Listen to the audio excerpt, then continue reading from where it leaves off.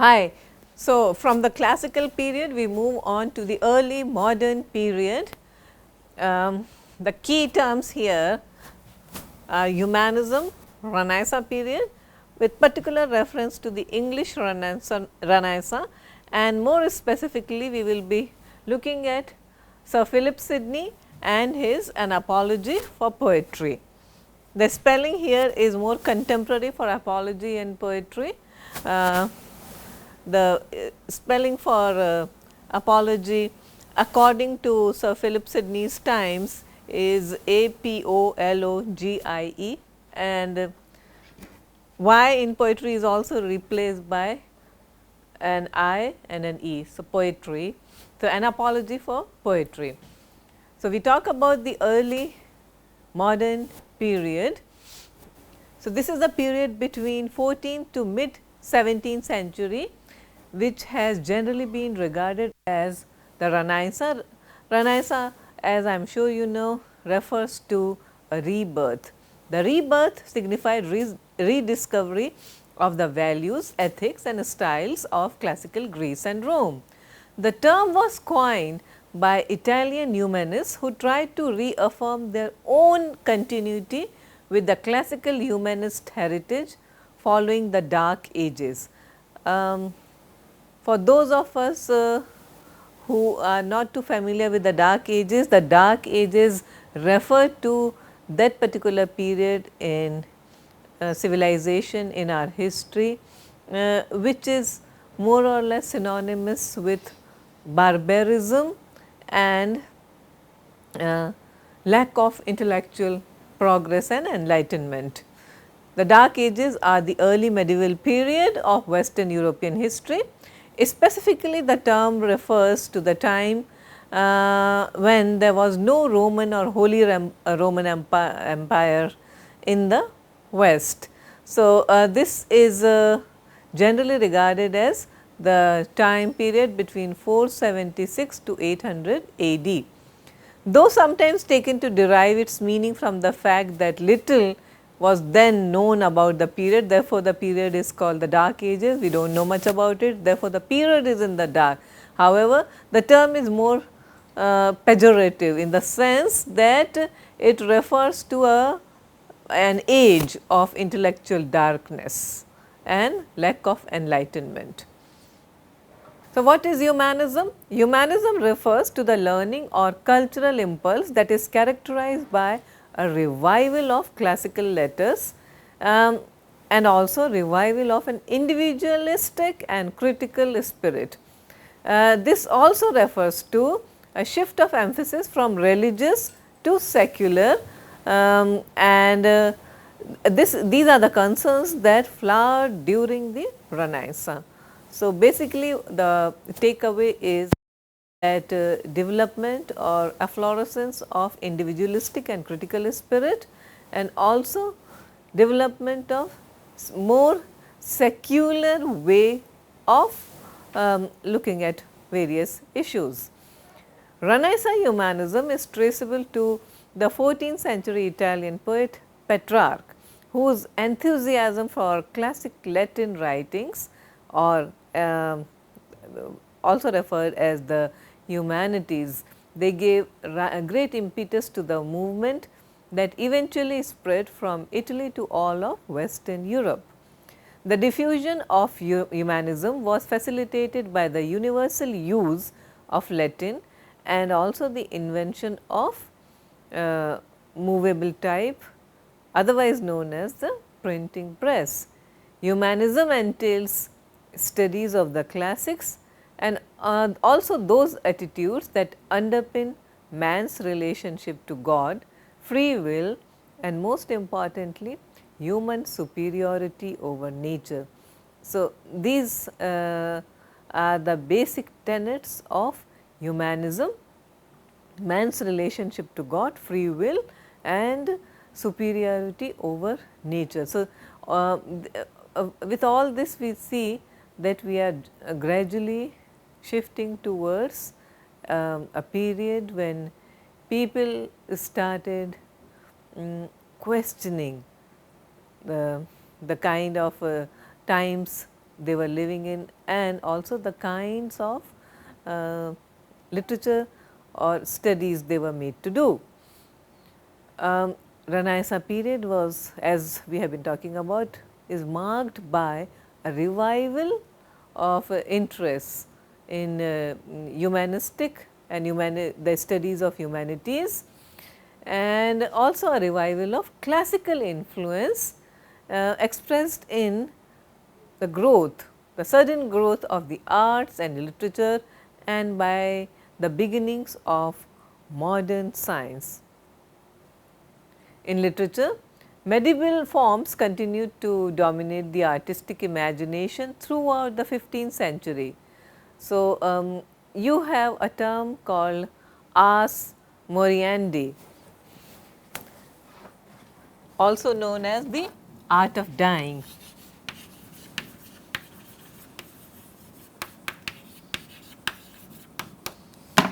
Ars moriendi, that is books of dying well, and there was enormous literature on the lives of the saints and manuals of methodical prayer. So, we are talking about the medieval forms which continued to dominate the artistic imagination in the 15th century. And of course, one of the most popular reading of the time was a 13th century love allegory, which is known to us as Roma della Rose. In England, literary creativity suffered due to the domination of Latin as the language of serious expression. As a result, those writers who chose the vernacular to write in overloaded their works with Latinisms. A major work of the 15th century English literature was Thomas Malory's La Mort d'Arthur, that is death of Arthur, that is King Arthur. In France, there was a tradition of chronicle writing. Also 15th century France produced the great poet François Villon.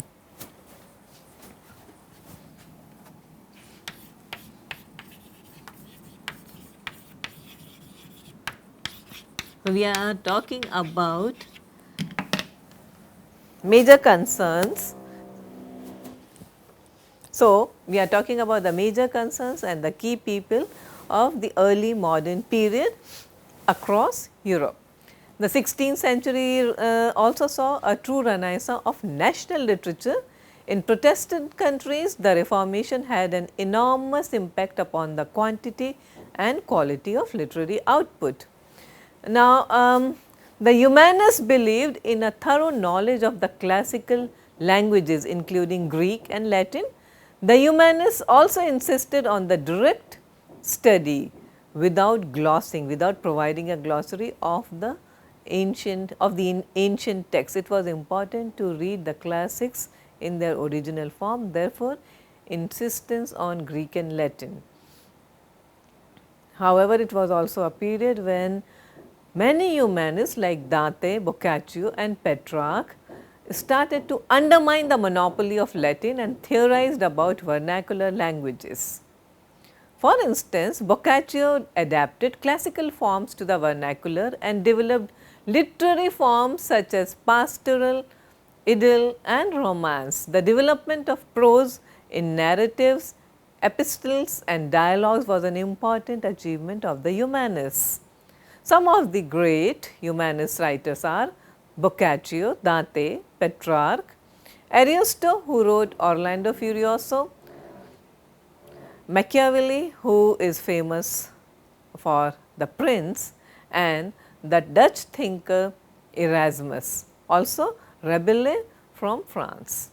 In England, the works of Chaucer, Thomas More who wrote Utopia, and then Ben Jonson, Christopher Marlowe and also Shakespeare. All these writers and playwrights expressed a humanistic vision. This is also a period when the technology such as the development of printing transformed the conditions of reading. Much of the Renaissance criticism was forged in the struggle to defend poetry and literature from charges of immorality and irrelevance to practical and political life. So, this is the time when we started witnessing renewed a greater interest in poetry, and also not just interest in poetry, but also in defending poetry and the growth of literary criticism of this nature. Several works of criticism of this period offered commentaries on classical texts. The most influential classical texts were Poetics by Aristotle and Horace's Ars Poetica. These works were mainly concerned with the notions of, so the literary criticism of Renaissance period was basically concerned with the notion of mimesis, imitation. The classical unities we have already referred to Aristotle and his Poetics, and in Poetics Aristotle refers to or talks about the concept of unities. More significantly, he insists on unity of action, that there should be a single coherent plot rather than diverging or digressing into several other plots and subplots. So, he insists on having a unity of action. We also talk about the unities of time and place. Renaissance criticism also focused on the didactic role of literature, the use of vernacular, and also the invention of new genres such as the tragicomedy. We move on to talk about Sir Philip Sidney, the great Renaissance thinker, writer, poet, who is now remembered as a true Renaissance man. He was a courtier, statesman, soldier, poet, and also a great patron of scholars and poets. He lived between 1554 and 1586 and is considered the ideal gentleman of his day. Sidney wrote a pastoral romance, the Countess of Pembroke's Arcadia, published in 1581. He also produced a sonnet cycle called Astrophel and Stella between 1581 and 1582. Sidney's Apology for Poetry, published between 1580 and 81, is a seminal text of literary criticism. Its ideas echo the thoughts of the classical writers. It illustrates the first synthesis in the English language of the various strands and concerns of Renaissance literary criticism. Sidney's work, which draws on the works of Aristotle, Horace and Boccaccio, raises issues such as the value of poetry, the nature of imitation and the concept of nature. Let me now give you a background to Apology to Poetry. Now, the writing of this piece was probably suggested to him by the fact that a young student and also a young playwright, Stephen Gosson, who came from his university about the time when the first theatres were built. He took to writing plays, however, soon turned biased against the theatre. In 1579, he attacked poets in a piece which he called, and this is an interesting name, The School of Abuse, containing a pleasant invective against poets, pipers, players, jesters, and such like caterpillars of a commonwealth, setting up the flag of defiance to their mischievous exercise and overthrowing their bulwarks by profane writers, natural reason and common experience, a discourse as pleasant for gentlemen that favour learning, as profitable for all that will follow virtue. This is the title. For practical purposes, we will call it The School of Abuse by Stephen Gosson. This discourse was dedicated by Gosson to the right noble gentleman, Master Philip Sidney, Esquire. So, this particular indictment of poets was dedicated to a poet, which is quite ironical, and the poet is Philip Sidney. Sidney himself wrote verse, and he was companion with the poets, and he also was great friends with Edmund Spenser, who is the poet of Faerie Queene. Now, Goson's pamphlet was only one expression of the narrow form of Puritan opinion that had been misled into attacks on poetry and music. Poets and players and musicians, artists in general, were considered as people with idle appetite and people who were more or less worthless and shirked from the life of duty. Now, at this point you can think of Plato's ideas, who even recommended that poets should be banished because most of them are anyway useless to the cause and worthless to the cause of the republic. So, Philip Sidney's retort was apology for poetry, his retort to Stephen Goson's school of abuse. In 1581, he published he wrote rather this piece, which was first printed in 1595, that is 9 years after his death, and it is called Apology for Poetry. Now, why the word apology? Why should he use a word like that? So, we have to know that historically and according to the style of those times, apology is a Greek word, apologia, it's derived from a Greek word, apologium, which literally means speech in defense.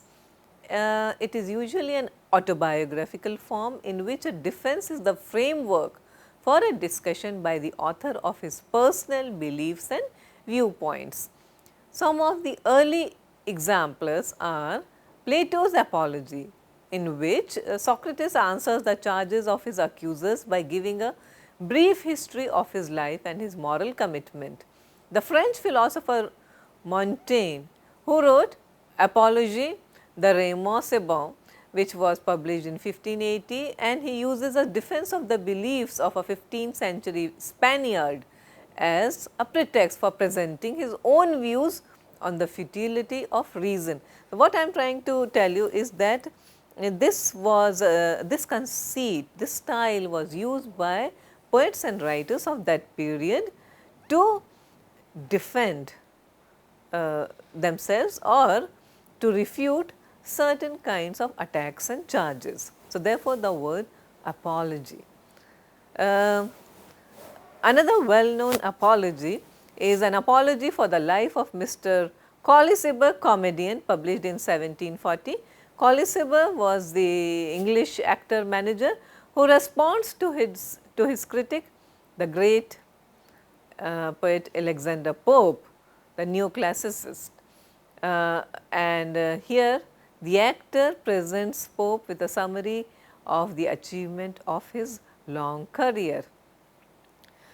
Again, John Henry Newman, in his Apologia pro Vita Sua, published in 1864, he examines the religious principles that led him to his conversion to the Roman Catholic Church.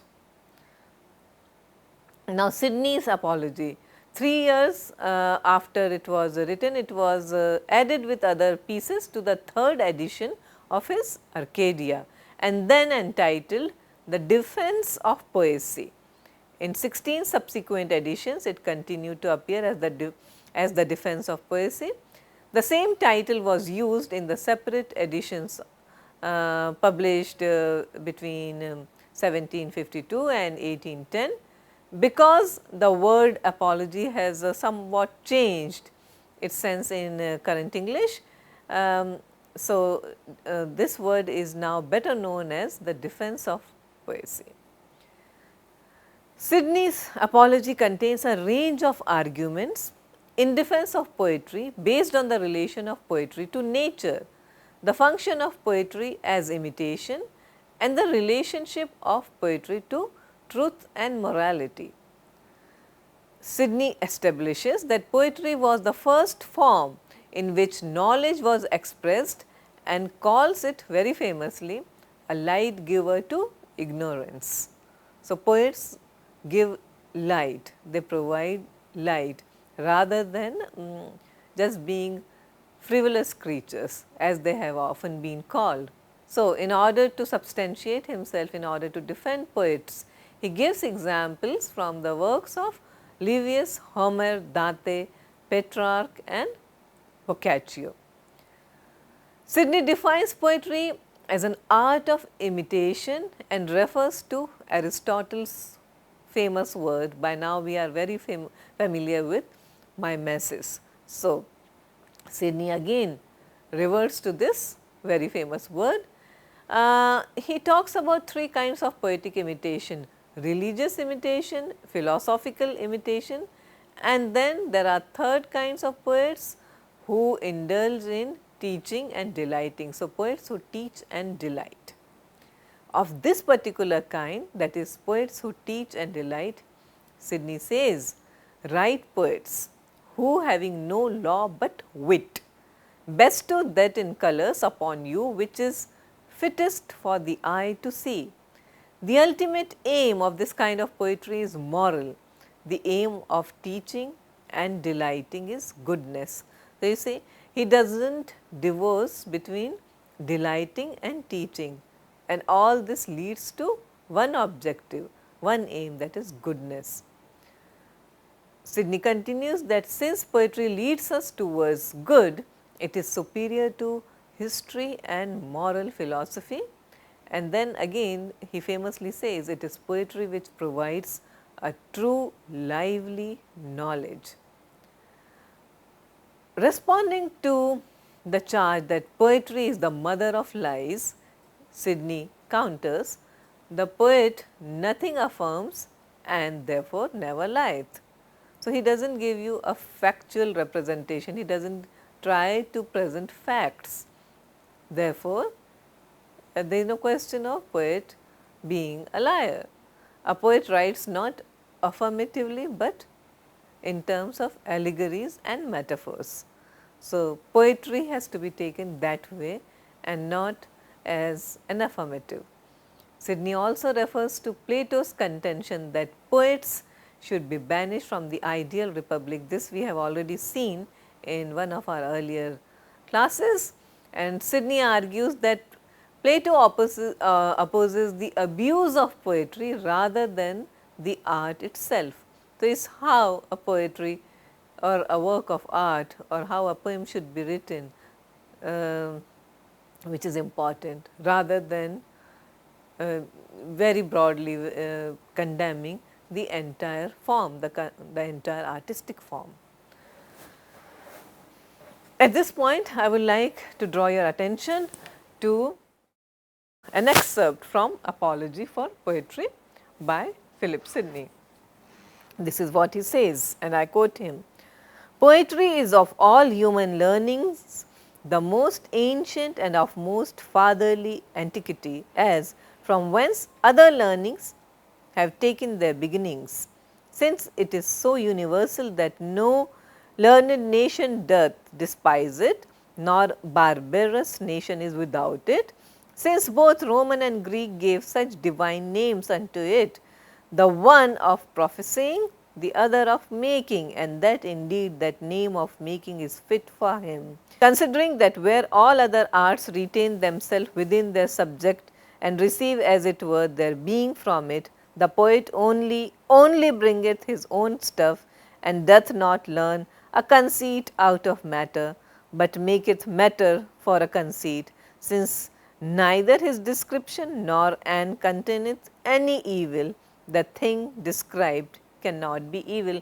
This is what I meant when I said that according to Sidney, the poetry, a poet does not affirm anything, and therefore, there is no question of his being a liar. During the Renaissance, writers treated poetry as a higher form of rhetoric. While returning to their classical models, they rejected the stress-based meter of medieval poets. Writers such as Sidney were inspired by rhetoric to move their audience. So, this is what we have to remember from this particular class? So, this is what we have to remember, that rhetoric combined with grammar was an important style and important form in the English Renaissance. And here is the bibliography.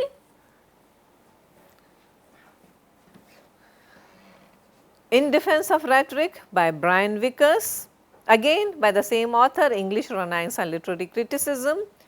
David Norbrook's Poetry and Politics in the English Renaissance, and Werner Hall's Renaissance Literary Criticism, a study of its social content. Thank you very much. We meet for the next class, that is on Neoclassicism.